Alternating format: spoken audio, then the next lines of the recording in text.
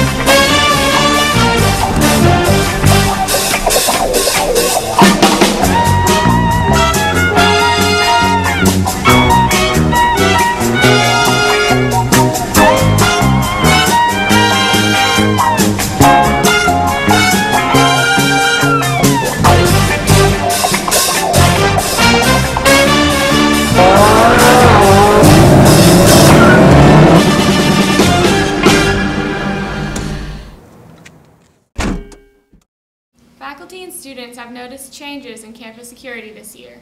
But all of these changes have left some with many questions. Reporter Elizabeth Pack explains. With the recent events in Newtown, Connecticut, schools across the nation are increasing security, and as many have noticed, Episcopal is no different. We asked the man responsible, Mr. Hickman, what the changes are and why they were implemented. You know, we're really blessed with a great campus with regard to security. The changes that we've made, the primary one was adding an off-duty law enforcement officer on campus. That started the week after Thanksgiving. It was not triggered by any event on campus or for that matter, any national event. It was just something we had been talking about as an administrative team and our board of trustees for the last couple of months. Last November, Episcopal welcomed police officer Michelle Howard to campus. We are completely here to protect you, not police you. There hasn't been any threats to anybody. This is completely from your staff's perspective to keep you guys safe. Another security measure occurred when students returned in January from winter break.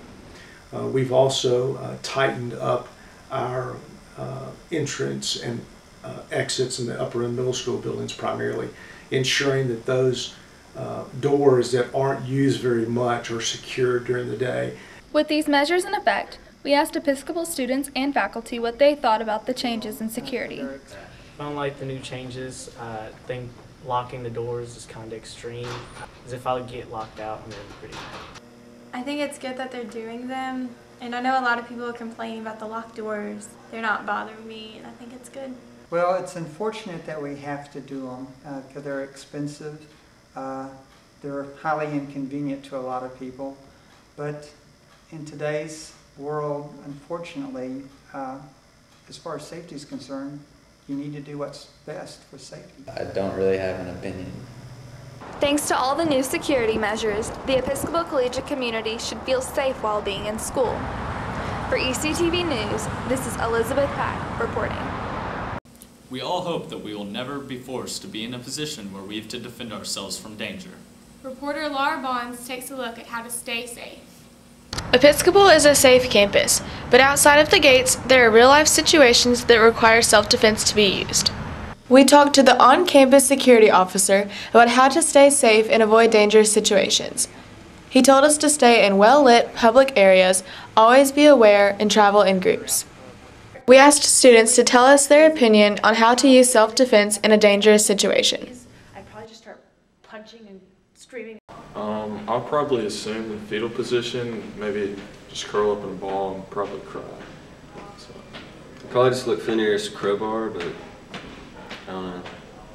Well, I would start screaming like crazy, and I'd probably, if I didn't have pepper spray or anything, or my keys, I'd probably just start punching and screaming, going crazy, and then I'd try to run away. In addition to these techniques, Ms. Conyer shares her self-defense wisdom. Okay, things I learned from my dad. Hi, Dad. Rule number 1, always park under a street light. When you get out, look around. Put your keys in your hand. Day or night, doesn't matter. Always walk with keys through fingers. In case you don't have keys in your hands or a knife tucked in your shoe, speaking of shoe off. Heel, weapon, hit low, hit hard. We visited Westside MMA, where instructor Matt Hamilton discussed what self-defense really is. Mainly, it's just in the confidence, the self-confidence to kind of diffuse the situation and not let it get to that point. Matt showed us how to respond if the situation gets violent.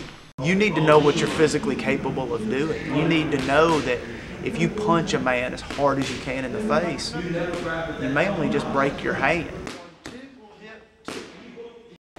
Keep these tips in mind and always be aware of your surroundings. For ECTV News, this has been Laura Bonds reporting. We're all aware of the wide epidemic spreading around our school, the fear of gluten products. However, Dempsey's Bakery in downtown Little Rock is here to save the day. Reporter Rainey Jones takes a look. It's found in bread, pizza, and cupcakes. Celebrities that don't eat it include Miley Cyrus, Victoria Beckham, and Gwyneth Paltrow. And some people can't eat it at all. What is this mystery ingredient? It's gluten. For individuals who choose not to eat gluten, either for dietary reasons or because they are allergic, there is now a tasty option in Little Rock. Paula Dempsey opened Dempsey's Bakery on Cross Street in 2011. Dempsey's Bakery does not only sell cakes and cupcakes, but other foods ranging from soups to sandwiches to pot pies to pizzas. The founder and owner of Dempsey Bakery, Paula Dempsey, explains. We started this business because of a personal need in our family when we found out that we had health issues due to gluten. We started the bakery because the whole city needed it. Science guru Dr. Suzanne Wilmoth explains the side effects of gluten. There's a small percentage of people who have an adverse reaction to gluten. They basically have an immune response to it, like an allergic reaction. And what happens is the effects of that are felt in the gut. So it affects their intestinal tract, and it irritates it really badly and can damage the lining. We decided to conduct a taste test between Dempsey's gluten-free cupcakes and cupcakes from Sweet Love's Bakery on Cantrell. In the end, the preferred cupcakes were Sweet Love's White Wedding and Dark Chocolate, but don't hesitate to try Dempsey's cupcakes. They're a healthy alternative to the normal cupcake and a tasty chance to try something new. Now that duck season is over, some lucky ducks have migrated to the Peabody Hotel. Reporter Douglas Munson goes on a little duck hunt. The neon ducks on top of the Peabody Hotel decorate the Little Rock skyline. Since the 1930s at the Memphis Peabody, the ducks have come to symbolize this hotel. When you walk in the lobby, you can't miss the huge fountain with the live ducks. We asked people, what do you think of the Peabody Ducks? Quack, quack, boom, boom. It's a good thing they're not flying. The ducks swim in the fountain every day from 11 to 5 p.m. and are supervised by Duckmaster Lloyd Rithrow. The first duck march at the Little Rock Peabody occurred in January 2002, but the tradition is 80 years old. Duckmaster Withrow explains. It all got started back in the early 30s when the general manager Frank Shutt and his buddy Chip Barwick, they decided they wanted to go duck hunting. So they loaded up their live ducks. At that time it was legal to use live ducks as decoys to call in the ducks. They didn't get any ducks in the country's finest areas for duck hunting still today. Well, on the way back to the Peabody Memphis, since they had such a dismal duck hunting experience, they decided to drown their sorrows. Feeling a slight bit mischievous when they got back to the Peabody Memphis, they snuck into the hotel, snuck those live decoy ducks into the fountain, snuck upstairs, came back the next morning. Lo and behold, to their amazement, number one, the ducks were still in the fountain. Number two, hundreds of people had seen and heard about the ducks in the fountain at the Peabody Memphis. Number three, the general manager, Frank Shutt, was ecstatic. So from 1932 to 39, we had 3 fowl frolicking in the fabulous fountain at the Peabody Memphis. What began as a harmless prank is now Peabody history. Be sure to visit the Ducks before the hotel changes owners later this year. If the Ducks leave here, then they will go to the preserve in Memphis and start working in the rotation with the Peabody Memphis Ducks. This has been Douglas Munson reporting, and we're off to see the Peabody Ducks. Man, I sure do have a huge craving right now. Is it for something smothered and chunked? Exactly. Reporter Hans Braunfisch digs in. Waffle House has been a staple to the Episcopal students' diet since the class of 2004, whether it be for a nutritious breakfast or to satisfy a midnight snack. One group of students has helped carry the tradition of Waffle House Wednesday each week for 3 years. But what makes this place so special? I look forward to Waffle House each Wednesday morning with the Waffle House Wednesday crew. Over the past couple years, we have bonded with our wait staff, Miss Virginia, Tweety Bird, and Muffins. They're all very special. Hold a very special spot in my heart. One of the reasons why Waffle House is like a really good place to eat is because it's reminiscent of a bygone era. You know, it's very much Americana, very much into the American consciousness, and people like good food. Our Waffle House tradition is really important to me, and it's really important because LaQuanda and the relationship I've developed with her over the past few times coming, and I'm really considering taking her to prom. I really don't know if I can get through the week without a little bit of Waffle House on Hump Day. Waffle House is a very special place to me because that is where I took Laura on our first date. It was a toss-up between Waffle House and Rally's. The awesomeness of Waffle House definitely overcomes the horrible stomach pains you feel come second period.